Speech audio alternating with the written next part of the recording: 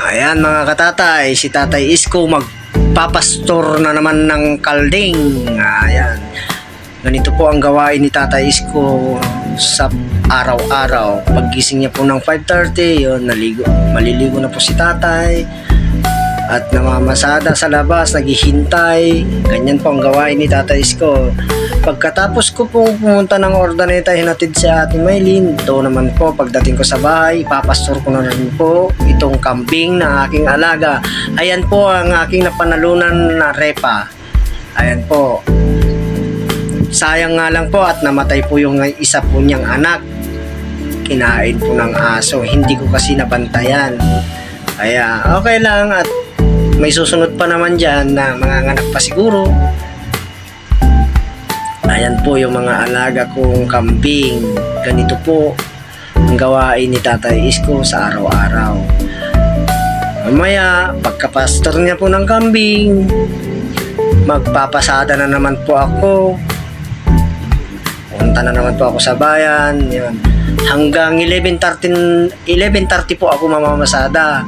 Pagdating po ng 11:30, magbabaon naman po ako ng kakainin ng mga anak ko doon sa school. Then yung isang estudyante po, iuwi ko po dito sa may kapitbahay namin kasi po hatid sundo ko po siya. Ayun. Ganyan po ang gawain ko sa araw-araw. Mamamasada, magpapastor, magluluto, magsusundo. Yan. Pupunta na rin po ako sa butika kasi mag-i-experiment daw po sila Miles. Bumili po ako ng vitamin C. Yan.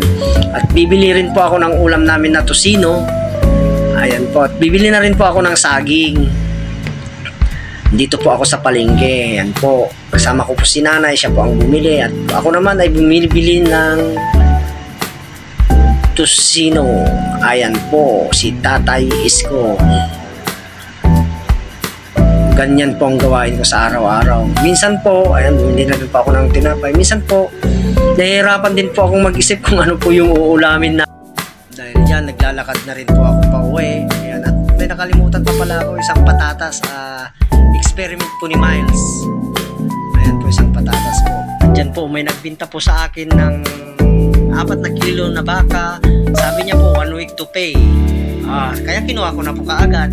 At sabi ko naman sa sarili ko, ay may ulamin na po kami sa 1 linggong ulam po namin to. Magtabi na lang ako